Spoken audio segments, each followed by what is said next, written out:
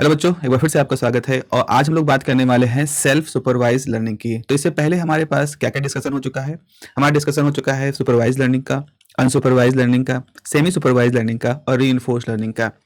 इस डिस्कशन के दौरान हमने कुछ चीज समझी है कि जैसे एक वर्ड हमने जाना है, लेबल। लेबल क्या होता है? लेबल एक प्रॉपर्टी होती है जो हम अपने डाटा के साथ जोड़ते हैं। फॉर एग्जाम्पल, अगर हमारा डाटा है रिव्यू, बुक रिव्यू, आपने अमेजन की बुक वाले चैप्टर पे जाएं, बुक वाले सेक्शन पे जाएं और आप देखेंगे तो हर बुक के बारे में 3 स्टार, 4 स्टार, 5 स्टार ऐसा रिव्यू होता है।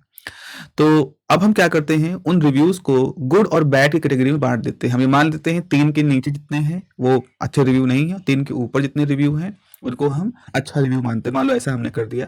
तो हमने अगर ऐसा किया तो हम सारे रिव्यूज को या तो 3 के ऊपर वाले देखें या 3 के नीचे वाले देखें, उनको हम गुड बैड में लेबल कर सकते हैं।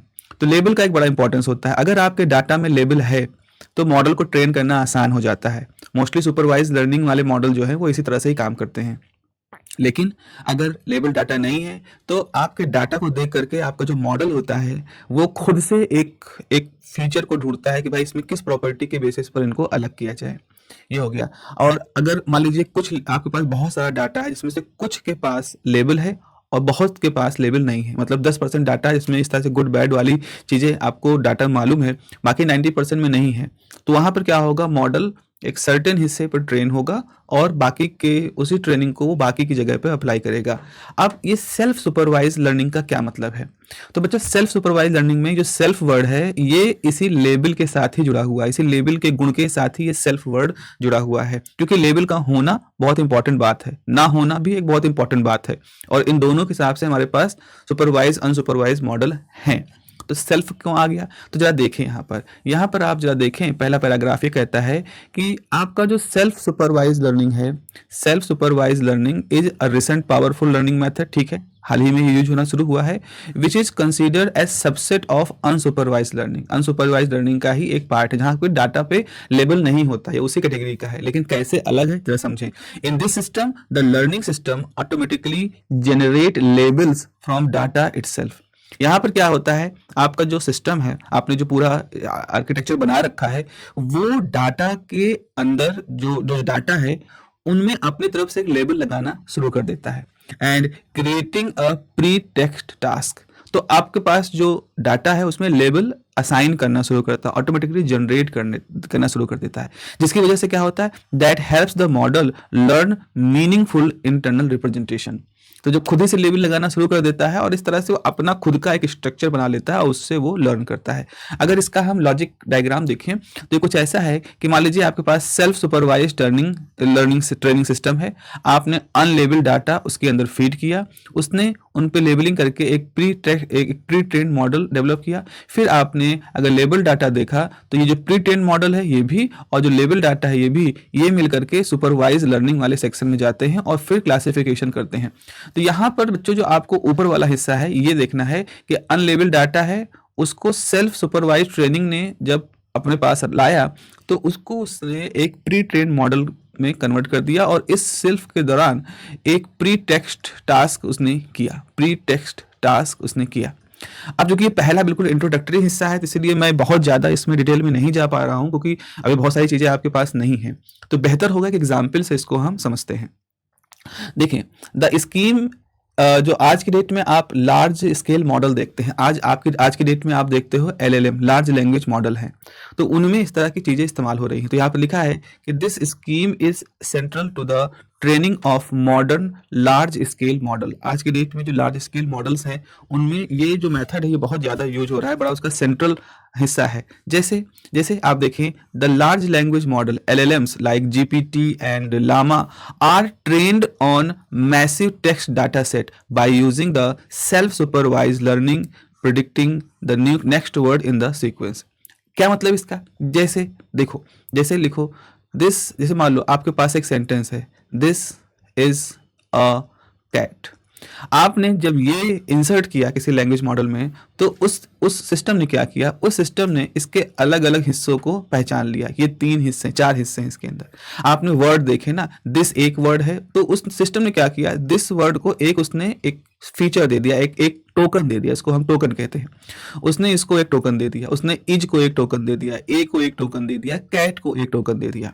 इस तरह से सिस्टम ने अपनी एक टोकनाइजेशन के द्वारा अपनी एक डिक्शनरी डेवलप कर ली। अब जब भी ये कैट वर्ड आएगा तो ये जो आपका सिस्टम है ये इस टोकन को आइडेंटिफाई कर ले जाएगा। तो यहाँ पर दिस इज अ कैट तो हमारे लिए एक कोई मीनिंगफुल सेंटेंस है, लेकिन कंप्यूटर के लिए तो क्या उसके लिए कैट का मतलब तो जस्ट CAT है, कुछ फीचर्स है, कुछ बाइनरी डिजिट्स हैं। तो सिस्टम ने क्या किया है, इन बाइनरी डिजिट्स के लिए इसने अपना एक टोकनाइजेशन वाला सिस्टम रख बना दिया, उसको टोकनाइजेशन कर दिया और फिर उसको उसने अपने सिस्टम के अंदर एक ट्रेनिंग मॉड्यूल में डाल दिया। तो चाहे वो GPT मॉडल हो, चाहे लामा मॉडल हो, ये सब क्या करते हैं, इस तरह से एक टोकनाइजेशन कहते हैं। और बाद में आने वाले समय में जब उनको कोई सेंटेंस स्ट्रक्चर करना होता है तो वो इन्हीं टोकनाइजेशन वाले प्रोसेस को ही आपस में प्रिडिक्ट करते हैं कि क्या इसका सबसे अच्छा ऑप्टिमाइजेशन स्ट्रक्चर क्या हो सकता है। तो इस तरह से ये अगले वर्ड को प्रिडिक्ट करते हैं कि एक टोकन सिस्टम के साथ में किस तरह का टोकन सिस्टम हम और लगाएं। तो इस तरह से जैसे हमने ग्रामर सीखी, वर्ड सीखे, दिस के साथ ये मतलब समझा, कैट के मतलब समझा, वैसे इस सिस्टम ने भी टोकनाइजेशन के डोमेन में, स्पेस में जाकर के एक तरह का ऑप्टिमाइजेशन सीख लिया कि इसके बाद कैसा सेंटेंस लगने के लिए कैसा टोकन लगना चाहिए, तो उस तरह से सेंटेंस बनाता है। तो इसका मतलब ये भी समझ लो कि जब आप कोई पूछते हो सवाल चैट GPT से कि भाई कुछ भी सवाल आपने पूछा कि what is the best career for computer science graduate in India, तो वो क्या करता है, आपके लिए तो बहुत इमोशनल सवाल है, लेकिन कंप्यूटर के लिए, उस मॉडल के लिए वो एक बहुत सारे आपने वर्ड उसको दिए, उसने उनके टोकन्स को आइडेंटिफाई किया और फिर वो जो ट्रांसफॉर्मर मॉडल होता है उसके अंदर जो काम करता है, उसने एक अपने प्रोसेस के द्वारा एक बेहतर सा स्ट्रक्चर प्रिडिक्ट किया। वो अब आपको लग रहा है कि वो आपकी इमोशन को समझ रहा है, आपके इमोशन के आपकी भावनाओं को वो समझ रहा है और इसीलिए वो ऐसा ही भावुक सा उत्तर दे रहा है। असल में वो आपकी उन स्ट्रक्चर के हिसाब से अपना एक प्रिडिक्शन दे रहा है कि इस क्रम में शब्द लगा दिए जाएं तो आपके प्रश्न का एक सबसे अच्छा ऑप्टिमाइज आंसर बन सकता है। तो ये ट्रेनिंग के ऊपर है, तो इस तरह से ट्रेन होता है। तो आज के डेट में जो लार्ज लैंग्वेज मॉडल्स हैं जैसे GPT अलामा मैं बात कर रहा हूँ, ये कैसे हैं, ये इसी सेल्फ लर्निंग वाले मेथड पर ही काम कर रहे हैं। ऐसे ही जैसे आप ऐसे ही एक और है, जैसे कि मान लो कि विजन ट्रांसफॉर्मर्स हैं। तो जो विजन ट्रांसफॉर्मर्स हैं they use the masked image modelling where part of the image are hidden and the model learn to reconstruct them, capturing spatial and symmetric relationship with manual labeling। चाहे ये जो visual, एक तो हो गया text transformers हो गया। Transformer यहाँ मतलब उसी स्ट्रक्चर के साथ हम कह रहे हैं जो कि टोकनाइजेशन के थ्रू एक वर्ड, एक सेंटेंस प्रिडिक्ट करता है। ऐसे ही जैसे मान लीजिए आपको मैंने एक कोई फ्लावर है, उसका हमने आधा हिस्सा दिया, इस तरह से आधा हिस्सा दिया और आधा हिस्सा जो है छुपा दिया। अब हमने जो आधा हिस्सा आपको दिया है, इस आधे हिस्से के हिसाब से हमने कहा भाई इस इमेज को पूरा करो। तो वो क्या करता है, जो मॉडल करेगा वो इस हिस्से को एक विजुअल टोकनाइजेशन के थ्रू बहुत सारे सेक्शंस में बांटेगा और यहाँ पैटर्न सीख करके वो इसी तरह से अदर भी टोकनाइजेशन के थ्रू लगा करके आपका इमेज पूरा कर देगा।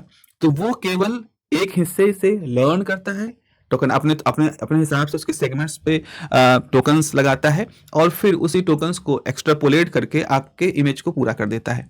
तो इस तरह से हम देखते हैं कि हमारा डायग्राम पूरा हो गया, हमारा चित्र पूरा हो गया, हमारा वाक्य पूरा हो गया। और अगेन जब ये कर रहा होता है तो वो वहां पर रीइंफोर्समेंट लर्निंग की प्रॉपर्टी भी यूज करता है, जो कि जब उसने इमेज बना दी, उसने सेंटेंस लिख दिया और आपसे पूछेगा क्या आपको आपके सवाल का जवाब मिल गया, आपने कहा यस, आपने उस पर थम्स अप कर दिया, तो उसको एक मैसेज दिया गया कि जिस तरह से तुमने इस दिए गए सवाल के लिए ये जो दिए गए आंसर सजाए थे वो बहुत बढ़िया थे, उसको पसंद किया गया। तो अब वो सीख गया कि हमें किस तरह से रीअरेंजमेंट करना है किस स्थिति में। So this is how self supervise learning और फिर उसके अगले चरण में रीइंफोर्समेंट लर्निंग, इन सब से धीरे धीरे हम अपने इस लार्ज लैंग्वेज मॉडल को ट्रेन कर रहे हैं और लगातार वो ट्रेन होता जा रहा है। अगला होता है ट्रांसफर ट्रेनिंग। अब यहाँ पर ट्रांसफर ट्रेनिंग भी एक मॉडर्न जमाने का मेथड है, क्योंकि ये एडवांस लर्निंग मेथड्स हैं हम लोग जो पढ़ रहे हैं। तो ट्रांसफर का मतलब होता है एक जगह से दूसरी जगह भेजना। तो यहाँ हम नॉलेज ट्रांसफर करते हैं। नॉलेज ट्रांसफर करने का मतलब इसमें इसका मेन मतलब ये है, जैसे मान लीजिए कि सपोज आपके पास एक कंपनी है और आप कंपनी में आपने कुछ लोगों को रखा, जो आपकी कंपनी में फैक्ट, आपके पास कुछ मशीन है जिनको आपको चलवाना है। तो आपने कुछ लोगों को लाए और वो जो लोग हैं वो उनको आपने पूरा सिखाया, शुरू से सिखाया, बड़ी मेहनत की, टीचर्स बुलाए जो मशीन को सिखा सकें। आपके उसने मशीन सीख लिया, अब वो लोग आपके यहाँ काम कर रहे हैं। तो आपने बहुत सारा मेहनत करके अपनी मशीन को चलवाने लायक लोगों को सिखा करके अपने यहाँ काम दिया। अब मान लीजिए आपके पास बहुत काम नहीं है, आपकी फैक्ट्री जो है वो मुश्किल से 5-6 घंटे ही चलती है, तो 5-6 घंटे ही लोग काम करते हैं। नेक्स्ट अब क्या करेंगे वो? बाकी के जो 16 घंटे में से 5-6 घंटे काम किए, 10-11 घंटे अब उनके पास कुछ नहीं करने के लिए। तो क्यों ना कोई दूसरा व्यक्ति अगर फैक्ट्री खोले, तो वो ऐसा कुछ करे कि अगर 5 घंटे वो व्यक्ति आपके यहाँ काम करते हैं, तो फिर अगले 5 घंटे वो दूसरी फैक्ट्री पे जाके काम करना शुरू कर दें। तो उसको उसको फ़ायदा ये होगा कि लोगों को ट्रेन नहीं करना पड़ेगा, बल्कि वो ट्रेंड लोगों को ही अपने यहाँ पर बुलाएगा और उनसे काम करवाएगा। तो उसका उनका काम भी हो जाएगा, उनकी ट्रेनिंग खर्चा भी बचेगा, और आपका भी है कि आपके पास जो लोग हैं उनको पूरे दिन का काम मिल रहा है, आपको भी उसमें फ़ायदा हो सकता है, उन लोगों को भी फ़ायदा होगा। तो ये तो एक तो इमोशनल नॉर्मल सामान्य जगत की बात हो गई।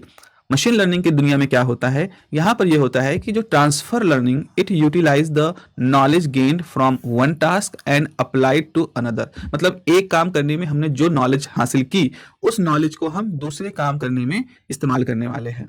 ऑफन रिलेटेड टास्क, और अक्सर जिन टास्क की हम बात करें, रिलेटेड टास्क हैं। जैसे फॉर एग्जाम्पल आपने एक खास तरह की चित्रकारी करना सीखा, तो आप उसका इस्तेमाल एक दूसरी तरह के पेंटिंग स्किल में भी डेवलप कर सकते हो। आपने साइकिल चलाना सीखा, तो आप उस साइकिल चलाने का इस्तेमाल मोटरसाइकिल चलाने में भी उस बैलेंसिंग लर्निंग का इस्तेमाल कर सकते हो। तो आप एक टास्क करके जो नॉलेज गेन करते हो, उसका इस्तेमाल आप दूसरे टास्क में भी कर सकते हो। So instead of training a model from scratch which requires large amount of data and computation, a pre-trained model यानी कि trained on general data set is fine-tuned on a smaller specific data set। तो transfer learning में क्या होता है? जैसे मान लीजिए हमारे पास कुछ मॉडल हैं जो कि एक जनरल डाटा सेट पर ट्रेंड है। अब वो जनरल डाटा सेट ये हो सकता है जैसे कि हो सकता है कि आपने एक मॉडल को लिटरेचर वाले बहुत सारे आर्टिकल उसको पढ़वाए हैं, तो वो एक खास तरह के मतलब तमिल लिटरेचर को वो अच्छे समझ गया, उसको ट्रेन हो गया है। अब आपने उस मॉडल को ले लिया और आप तमिल जैसे ही मिलती किसी भाषा या तमिल जैसे सेंटेक्स यूज करने वाली कोई भाषा, जैसे हिंदी पे ट्रेन किया है तो हिंदी हो गया, अवधी हो गया, भोजपुरी हो गया, तो उस पर आप उसको फाइन ट्यून कर सकते हो। आपने उसको इंग्लिश में ट्रेन किया है, तो अगर उसने समान रूप से इंग्लिश ग्रामर जानता है, तो अब आप उस मॉडल को यूज कर सकते हो एक खास तरह की कि आप उसे साइंस फिक्शन लिखवा रहे हो, तो थोड़ा सा आपको साइंस फिक्शन की वोकैबुलरी अपडेट करनी पड़ेगी, अदरवाइज उसने सेंटेंस स्ट्रक्चर वो सब उसको मालूम है। तो एक जनरल डाटा सेट पर आपका मॉडल ट्रेन था, और फिर आपने उस जनरल ट्रेंड मॉडल को अपने इस्तेमाल में लेना शुरू कर दिया with the fine tuning and small specific data set पर। तो इस तरह से इसको हम कहते हैं ट्रांसफर लर्निंग। आई होप आप इसका ट्रांसफर मतलब समझ पा रहे हो, बिकॉज आपने ट्रांसफर कर दिया, नॉलेज है उसके पास, उस नॉलेज को उसने आगे किसी और काम में अच्छे से यूज कर लिया। फॉर एग्जाम्पल क्या है, जैसे आपको कन्वोल्यूशनल न्यूरल नेटवर्क होता है, it's pre trained on the ImageNet. मान लीजिए इमेजनेट डाटा सेट है, उस पर उसको ट्रेन कर दिया है। Now it can be fine tune to identify pneumonia X ray with relatively few medical images. तो इमेजनेट ऑलरेडी एक बहुत बड़ा डाटा सेट है, उसके ऊपर वो ट्रेंड है। अब उस ट्रेन होने के बाद हमने उसको एक्सरेज, मेडिकल एक्सरेज देना शुरू किया, और ये पहचानने के लिए ट्रेन करना शुरू किया कि अगर निमोनिया होते हैं तो कितने तरह के निमोनिया हो सकते हैं, जो हमारे पास डाटा सेट है उनके साथ हमने ट्रेन किया है। तो ऑलरेडी वो इमेज प्रोसेसिंग के बारे में चीज़ें जानता है इमेजनेट के साथ, तो वो ऑलरेडी ट्रेंड। अब इमेजनेट क्या है, आगे जब हम लोग बात करेंगे तो पहुंचेंगे वहाँ पे बताएंगे, फिलहाल एक डाटा सेट की तरह से आप समझ लो। तो इस तरह से मेडिकल इमेजेस को वो ट्रेन कर सकता है। लैंग्वेज मॉडल जैसे बेर्ट है, जो गूगल का है, बेर्ट है या लामा है, can be adopted for the sentiment analysis, translation और summarisation with minimal additional data. वो ऑलरेडी एक आपके जो बेर्ट है या लामा है, ऑलरेडी ये लैंग्वेज डाटा सेट पर ट्रेंड है, जनरलाइज। तो अब हम उनको ट्रांसलेशन के लिए, किसी खास तरह की भाषा के ट्रांसलेशन के लिए, किसी समराइजेशन वगैरह के लिए उनको यूज कर सकते हैं। So this method has drastically reduce the need of massive label data set. शुरुआत से उनको बहुत बड़ा डाटा सेट चाहिए जिसमें लेबलिंग हो अच्छे से, जिसको अच्छे से सिखाया जा सके, इसकी जरूरत खत्म हो जाती है।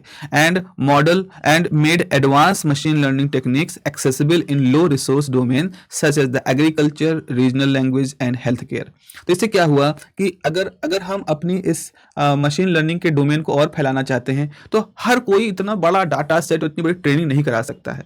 एग्रीकल्चर इंडस्ट्री में है, मान लीजिए हेल्थ केयर इंडस्ट्री में है, तो उनको क्या करता है कि एक मॉडल मिलता है जो ऑलरेडी ट्रेंड है, सीखा सिखाया है, बस उसको अपने हिसाब सिखा देना। बस उसको ऐसा समझ लो कि आपको एक कर्मचारी मिला जो ऑलरेडी भाषा जानता है, लिखना जानता है, ट्रांसलेट मतलब उसको अच्छे से भाषा सब आती है, बस आप अपने यहाँ बुलाओगे, कहोगे देखो हम इस तरह की लैंग्वेज इस्तेमाल करते हैं, इसी लैंग्वेज में तुमको सारा काम करना है। उसने कहा ठीक है, मुझे तो वाक्य बनाने आते हैं, सेंटेंस बनाने आते हैं, अब मैं आपकी भाषा के हिसाब से, आपके जो वोकैबुलरी है, आपके टोन में मैं बात करूंगा। It is something like that. अगला है इंक्रीमेंटल या ऑनलाइन लर्निंग। इंक्रीमेंटल का मतलब होता है थोड़ा थोड़ा, पॉजिटिव सेंस में। ऑनलाइन का भी मतलब होता है लगातार। यहाँ ऑनलाइन का मतलब यही है कि हर समय, लगातार, एक तरह से इस सेंस है। तो इन this method the model learns continuously as new data arrives without retraining from scratch। यहाँ पर क्या होता है, जैसे मान लीजिए सपोज आप शेयर मार्केट में हो, तो शेयर मार्केट में रोज हर मिनट जब तक चलता रहता है चीजें बदलती रहती हैं, भाव ऊपर नीचे आते जाते हैं, शेयर बढ़ते घटते रहते हैं, बिकवाली होती है, खरीदारी होती है, तो उस हिसाब से ऊपर नीचे के सेंसेक्स या जो भी इंडिकेटर है वो चेंज होते रहते हैं। तो मैंने एक मॉडल बनाया जो कि वो ऑनलाइन, यानी जो कुछ बदल रहा है उसको वो तुरंत डाटा को एब्जॉर्ब करता जा रहा है, उस पर ट्रेन हो रहा है। इसीलिए इसको इंक्रीमेंटल कहते हैं, मतलब थोड़ा थोड़ा लगातार। ऑनलाइन मतलब तुरंत हो, मतलब जो भी कुछ बदल रहा है उसको तुरंत देख रहा है। So in this method the model learn continuously as new data arrives with retraining without retraining from scratch. शुरू से सब कुछ नहीं सीखना है, शुरू से उसको सारे बेसिक्स नहीं सीखने हैं शेयर मार्केट के, वो जो भी इंक्रीमेंटल चेंज हो रहा है उसको अडॉप्ट कर रहा है। So this approach is essential for real-time system that must adopt the dynamic environment। तो ऐसी जगह है जहां थोड़े थोड़े बदलावों को हमें रोज समझना है, तुरंत समझना है। ऐसा नहीं कि पहले हमने इकट्ठा किया फिर उससे मॉडल को ट्रेन कराया, बल्कि हमने मॉडल को सीधे जोड़ दिया है उस ऑनलाइन सिस्टम से, यानी जो भी बदल रहा है रियल टाइम में उससे मॉडल खुद ही सीख रहा है। हमसे वो किसी कमांड की उम्मीद नहीं कर रहा है कि हम कोई डाटा देंगे तो हम सीखेंगे, ऐसा कुछ नहीं है। सो जो मॉडल क्या होता है, तो model updates itself incrementally. Incrementally मतलब धीरे धीरे अपने आप को अपडेट करता है, making it suitable for the streaming और नॉन स्टेशनरी डाटा। तो जो डाटा स्टेशनरी नहीं है, मतलब जो समय के साथ चेंज हो रहा है या जो लगातार स्ट्रीम हो रहा है, बह रहा है, स्ट्रीम मतलब एक तरह से बह रहा है, समय के साथ बदलता हुआ जा रहा है, उस डाटा के साथ ही अपने आप को यूज टू कर लेता है। एग्जाम्पल से इसको हम समझें, जैसे कि स्टॉक मार्केट है। स्टॉक मार्केट प्रेडिक्शन एल्गोरिदम जो होते हैं वो इस अप्रोच को यूज करते हैं for the constantly update their parameter based on the live training data. आप लोग अभी तो अगर आप यूट्यूब पे देखते हो तो आप देखेंगे बहुत सारे लोग ऐड करते हैं कि हम मॉडल्स के थ्रू ट्रेडिंग कर रहे हैं।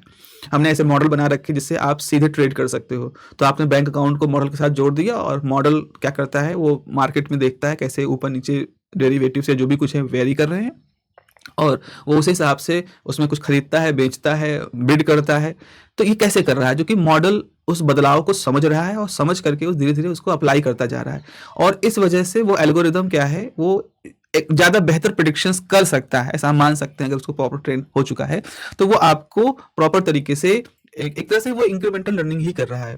ऐसे ही जैसे कि आपके पास फ्रॉड डिटेक्शन सिस्टम है बैंक में, they use the online learning to adopt the new found patterns, fraud patterns as they emerge daily. अब देखो होता क्या है ना, जो अपराधी होते हैं वो हमेशा एक कदम आगे रह रहे हैं, तो वो नए नए तरीकों से फ्रॉड कर रहे हैं, बैंकिंग सिस्टम को नए नए तरीके से वो धोखा देने की कोशिश कर रहे हैं। अब लोग उसको पकड़ भी रहे हैं, रिपोर्ट भी कर रहे हैं। मान लीजिए किसी बैंक में किस तरह की धोखाधड़ी हुई और उसको जब पकड़ा गया तो बताया गया कि इसमें ये चीजें की गई थी, इसमें इन लूप होल का इस्तेमाल किया गया था। आपके मॉडल ने उस रिपोर्ट को अडॉप्ट किया, उसे सीखा और उसने खुद को इम्प्रोवाइज कर लिया कि अब अगर आपके बैंक में भी उस तरह कोई प्रभाव होना शुरू होगा, कोई वैसा ही काम करना शुरू करेगा, तो चूंकि मॉडल ने देख लिया है कि ऑलरेडी ये चीजें कहीं हुई थी और उसकी रिपोर्ट ये है, तो उसकी वो एक प्रिकॉशनरी मेजर ले लेगा और तुरंत ही वो अलार्म रेज करेगा कि no this is a fraud, fall यहाँ पर प्ले हो रहा है। सो इस तरह से आपका जो सिस्टम है वो तुरंत के तुरंत मतलब इन रियल टाइम वो सीखता रहता है। So this system requires a careful design to avoid the catastrophic forgetting of previously learn pattern. यहाँ पर एक प्रॉब्लम ये होती है कि ठीक है हम नए डाटा पे सीख रहे हैं, लेकिन जो पुराना है वो याददाश्त है कि नहीं। तो ऐसा ना हो कि जो पुरानी वाली चीज़ें ओवरराइट हो जाएं, जो पहले आपने सीख रखा है वो ओवरराइट हो जाए। तो जो कैटास्ट्रॉफिक फॉरगेटिंग होती है वो एक तरह से इसी ओवरराइट प्रॉब्लम को बता रहे हैं। तो इसलिए हमको डिज़ाइन करना पड़ेगा कि जब हम नए चीज़ें सीख रहे हों तो पुराना जो सीखा है मॉडल ने, जो पुराने वेटेज बायस वगैरह जो भी सीख रखे हैं उनको फॉरगेट ना करे, उसको भूले ना। और इसीलिए कैटास्ट्रॉफिक फॉरगेटिंग यहाँ पर थोड़ा सा अवॉइड करने वाली चीज़ होती है, केयरफुल देखना होता है। अगला है हमारा पास है सेकेंड लास्ट में कहूँगा, that is the multitasking learning. Multitask learning का अब इसमें क्या होता है, जैसे कि नाम सजेस्ट कर रहा है, नाम सजेस्ट ये कर रहा है कि आपका जो मल्टीटास्क लर्निंग है, it utilises a single model which is train to perform multiple related task simultaneously. हम एक मॉडल बनाते हैं और उस एक मॉडल से बहुत सारे टास्क एक साथ करवाते हैं। The core idea of this model is that learning, अब इसका कोर आइडिया क्या है, learning one task can help the model improve performance on other by sharing useful features। मतलब जैसे मान लीजिए जैसे आपके पास कोई टास्क है जिसमें मिलता-जुलता टास्क है, जैसे कि मैं ऐसे बात करूँ, आपको ट्रैफिक सिग्नल पे देखना है कि लोग किस मात्रा में किस चौराहे पे बहुत ज़्यादा आते-जाते हैं, सपोज़ ये आपको करना है। तो उसमें आप बहुत सारे फ़ोटो लोगे और बहुत सारे फ़ोटो का एनालिसिस करोगे।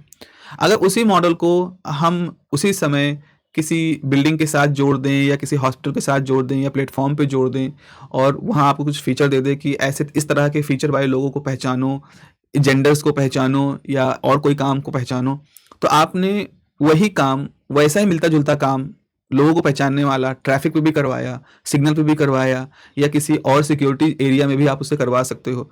तो वो क्या है, उसका काम वही है कि चित्रों को पहचानना है, वीडियो को प्रोसेस करना है, इमेजेस को पहचानना है। लेकिन अब आप उस काम को उससे कई जगहों पे करवा रहे हो। एक ट्रैफ़िक पे एक अलग सेंस में करवा रहे हो, एक विजिलेंस के सेंस में करवा रहे हो, कहीं सिक्योरिटी के सेंस में करवा रहे हो, कहीं जस्ट स्पाइंग जासूसी करने के सेंस में करवा रहे हो।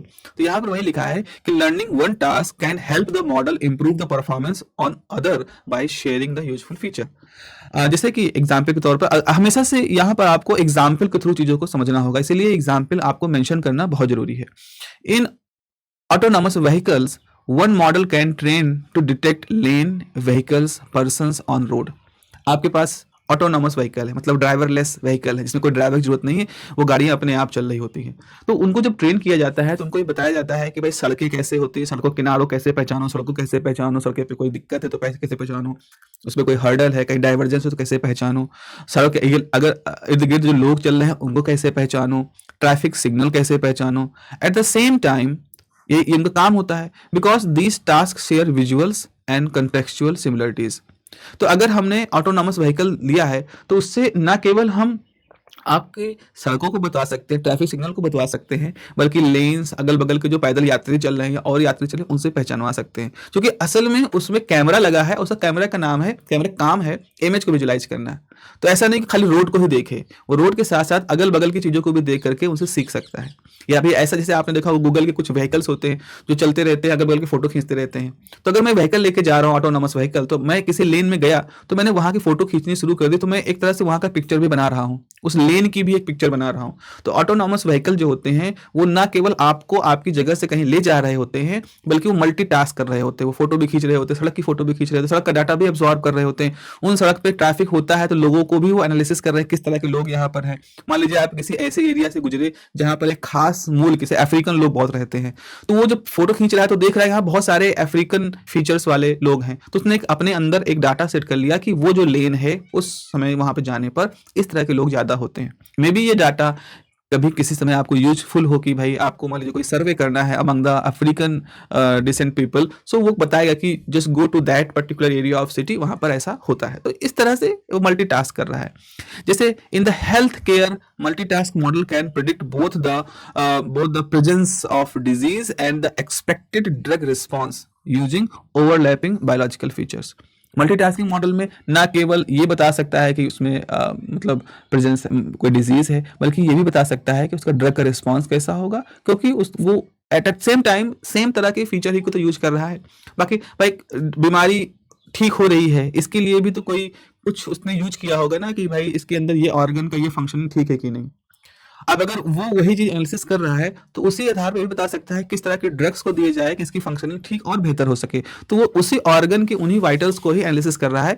एक तो वो आपको ये बता सकता है कि अगले और कौन से ड्रग्स इसमें अच्छे से काम भी कर सकती हैं, ये भी बता सकता है कि वो व्यक्ति की सुधार हो रहा है कि नहीं। इस तरह से मल्टीटास्किंग वहां पर आप देख सकते हो। आखिरी में हम बात करेंगे फेडरेटेड लर्निंग। फेडरेटेड लर्निंग मतलब ऐसा होता है कि इसको जैसे मैं शॉर्ट में बताऊंगा आपको कि आप मॉडल को ट्रेन कर रहे हो एक पर्टिकुलर सेंट्रल एरिया पे नहीं, बल्कि सभी जगहों पर उसकी ट्रेनिंग चल रही है। जैसे जैसे मान लीजिए कि मैं अपने अपने सिस्टम पर मैं कोई चीज़ टाइप कर रहा हूँ, तो जब मैं कोई चीज़ टाइप कर रहा हूँ तो उस टाइप करने के लिए मैं कुछ कभी गलती करता हूँ, कभी कुछ करता हूँ, इस तरह से कर रहा हूँ। तो अब हमारा जो मॉडल है वो क्या है, वो मेरे सिस्टम के साथ जुड़ा हुआ है। तो मेरे सिस्टम से मेरी जानकारियां नहीं निकाल रहा है, वो मेरे सिस्टम से मेरी इंफॉर्मेशन नहीं निकाल रहा है, बल्कि वो ये देख रहा है कि किसी सेंटेंस को बनाने में मैं किस तरह के इमोशन यूज कर रहा हूँ, मैं किस तरह से गलतियां कर रहा हूँ, फिर कैसे उनको करेक्ट कर रहा हूँ। तो केवल वो इस तरह के बायसेस को ही, इसको वेटेज या वेट या बायस हम आगे पढ़ेंगे सीएनएन में, तो उसको वेट या बायस कहते हैं, खाली उनको सीख रहा है। तो उनको सीखने की वजह से क्या हो रहा है, वो मॉडल ट्रेन हो रहा है। तो किसी किसी जगह पर मान लो एक सिस्टम है जो कि ट्रेन कर रहा है अपने मॉडल को, तो उसने और भी दुनिया भर के जो सिस्टम्स हैं उनके साथ जोड़ रखा है, और लोग वहां पर जब अपना काम करते हैं तो वो इनडायरेक्टली कह लो उस मॉडल को ट्रेन कर रहे हैं जो किसी दूर जगह पर किसी दूसरे सर्वर पर इकट्ठा हुआ है। तो यहाँ पर ऐसा नहीं कि मेरे पास एक सर्वर है, मैंने उसमें बहुत सारा डाटा भरा, उसमें लेबल दिए और फिर उससे सुपरवाइज लर्निंग के रन कर रहे हैं, बल्कि मैंने एक ऐसा मॉडल बनाया जो कि अलग अलग दुनिया भर में बिखरे हुए जो अलग अलग सिस्टम्स हैं उनसे थोड़ा लर्न करके अपने आप को इम्प्रूव कर रहा है। तो इस तरह की लर्निंग को हम फेडरेटेड लर्निंग कहते हैं। अब ये एक इमर्जिंग टेक्नोलॉजी है जो कि एक तरह से प्राइवेसी को भी प्रिजर्व करती है और डिस्ट्रीब्यूट भी रखती है लर्निंग को, और रिसोर्सेज का एक ऑप्टिमाइजेशन होता है। मतलब ऐसा नहीं कि मुझे अरबों खरबों का पहले सर्वर सिस्टम वो सब बनाना पड़ेगा और फिर मैं उससे सिखाना शुरू करूंगा तब जाके ऐसा काम करूंगा, ऐसा नहीं। मैंने उसको कई लोगों के सहयोग से बिना उनकी प्राइवेसी को नुकसान पहुंचाए इस तरह काम करना शुरू कर दिया है। तो देखिए यहाँ पर लिखा है कि the federated learning is an emerging technique design for the privacy preserving distributed training. Privacy preserve रहती है और डिस्ट्रीब्यूशन भी रहता है। So instead of gathering all data in central location, केवल एक ही जगह सारा डाटा नहीं इकट्ठा कर रहे हैं, the model is trained locally on several devices. उसको कई डिवाइसेस पर उसको ट्रेन होता रहता है। अब इस डिवाइस में आपके स्मार्टफोन भी हो सकते हैं या किसी हॉस्पिटल का सर्वर भी हो सकता है, कई तरह के डिवाइसेस जो भी स्मार्ट डिवाइसेस हैं उनको इस्तेमाल कर सकते हैं, लाइक द स्मार्टफोन और the hospital server, and only learn parameters not the raw data. इससे हम क्या करते हैं, सिर्फ रॉ डाटा नहीं लेते, लर्न पैरामीटर मतलब सीखा क्या, जैसे मैंने टाइपिंग की और मैंने उसमें कुछ कुछ गलतियां की फिर ठीक किया, इस सबसे वो जो हमारा मॉडल होगा वो खाली मेरी अप्रोचेस को सीखेगा, मेरे वेटेज को सीखेगा, मतलब क्या क्या सही सही करने के लिए क्या किया, उसको वो ये नहीं सीखेगा कि मैंने कंटेंट क्या टाइप किया है, मैंने मैटर क्या टाइप किया है। उसको ये नहीं सीखना है कि मैंने अपने जो मैं लिख रहा था वो मैं किसी को प्रेम पत्र लिख रहा था या मैं किसी को धमकी लिख रहा था, उससे मतलब नहीं। उसको ये देखेगा कि कैसे मैंने सेंटेंस बनाने शुरू किया और कैसे गलतियों को ठीक किया, दैट इज जस्ट उसको वो सीखना है। इसलिए प्राइवेसी जो होती है यहाँ पर वो प्रिजर्व रहती है। सो यहाँ पे क्या होता है, only learn parameters not the raw data are shared with the centre server. Centre server के साथ केवल वो जो लर्न पैरामीटर्स होते हैं वही शेयर होते हैं, आपका डाटा रॉ डाटा शेयर नहीं होता है। सो द एग्रीगेटेड मॉडल दस benefits from many data sources without compromising individual privacy. तो इस तरह से अलग अलग सिस्टम्स में वो जो अलग अलग तरह के डाटा लोग यूज कर रहे हैं, तो ये बहुत वैरायटी से सीखता है, लेकिन इस दौरान भी किसी की प्राइवेसी पे कोई खतरा नहीं होता है। जैसे आप देखो Google Gboard learn from users typing pattern to improve text predictions. लोगों के कैसे लोग लिख रहे हैं उनके हिसाब से वो टेक्स्ट को कैसे अरेंज करना, क्योंकि उसको अभी मैंने बताया था ना आपको, लार्ज लैंग्वेज मॉडल में वो टोकनाइजेशन करता है और सेंटेंस स्ट्रक्चर को प्रेडिक्ट करता है। तो गूगल जी बोर्ड जो होता है वो यूजर्स के टाइपिंग पैटर्न को देखता है, अपने इंप्रूव करता है अपने टेक्स्ट प्रेडिक्शन को, while keeping the users data on their device. जबकि इस दौरान वो ऐसा नहीं होता है कि वो उनकी उस एप्लीकेशन को या उनके लेटर को वो अपने पास डाउनलोड कर लेता है, ऐसा नहीं करता है। So in health care federated learning allow hospital to jointly train diagnostic model without exchanging sensitive patient information. जैसा कि यहाँ पर बहुत अच्छा है, बहुत सारे हॉस्पिटल हैं, उन सब ने मिलकर कहा कि चलो हम लोग ब्रेन जो मैप है या फिर कह लो जो ब्रेन स्कैन है उनको ट्रेन करते हैं। हम एक ऐसा मॉडल बनाते हैं जिससे कि ब्रेन स्कैनिंग होती है वो इम्प्रोवाइज हो जाए, ताकि किसी भी इंसान को ब्रेन में कोई दिक्कत है, कोई ट्रॉमा केस आया, ऐसा कुछ आया, तो हम जल्दी से मॉडल एनालिसिस करके उसके लिए कौन सा दवा का रिजीम सही है वो बना सके। तो ऐसा करने के लिए अब हॉस्पिटल क्या करते हैं, जो भी उनके यहाँ मरीज आते हैं उनके जो ब्रेन स्कैन होते हैं, जो एमआरआई होती है, उसको वो शेयर करते हैं। तो वो इस मॉडल को जब शेयर कर रहे हैं तो ऐसा नहीं है कि वो खाली उनके फीचर्स शेयर कर रहे हैं कि भाई इस तरह की क्लॉटिंग होती है तो इस तरह का इमेज आता है, इस तरह की दिक्कत होती है इस तरह का इमेज आता है। वो मरीज की किसी भी प्राइवेट बात को, मरीज की किसी भी डाटा को शेयर नहीं कर रहे हैं। वो खाली ये देख रहे हैं कि अगर कोई इमेज में ये इस तरह का फीचर आता है तो उसका क्या मतलब होता है। ठीक है, वो इससे नहीं मतलब कर रहे हैं कि ये फलाने मिस्टर का इमेज है या फलानी मैडम का इमेज है जो कि इस सिचुएशन में उनके प्रॉब्लम हुई थी या उस सिचुएशन में प्रॉब्लम हुई थी, ये डाटा उसको नहीं शेयर करना है, वो प्राइवेसी मेंटेन है। तो इस तरह से हमने यहाँ पे देखा कि the main goal of federated learning is to build a global model while preserving data privacy and security. हमें ग्लोबल मॉडल बनाए, पूरी दुनिया एक तरह से मिल करके उसको एक मॉडल बना रही है जिसमें कि अलग अलग हिस्से ट्रेंड हो रहे हैं, लेकिन किसी भी दौरान कोई भी डाटा ब्रीच नहीं हो रहा है, किसी डाटा प्राइवेसी को पूरा मेंटेन किया जा रहा है और सिक्योरिटी को भी वहाँ पर प्राइमरीली देखा जा रहा है। तो इस तरह से ये फेडरेटेड लर्निंग काम देती है। तो बच्चों ये हम लोगों ने पूरा सीरीज कंप्लीट की है। यहाँ पर यह बहुत अच्छे क्वेश्चन यहाँ पे आपसे पूछे जाते हैं कि what is the unsupervised, supervised, semi supervised and reinforcement learning. उसके अलावा हमने ये जो एडवांस लर्निंग टेक्निक्स हैं उनको भी पढ़ा है। तो आपसे सवाल पूछा जाए तो आप अकॉर्डिंगली इसी हिसाब से अपने आंसर को भी वहाँ पर डिज़ाइन करिएगा। चलिए मिलते हैं अगली क्लास में। Have a nice day, take care.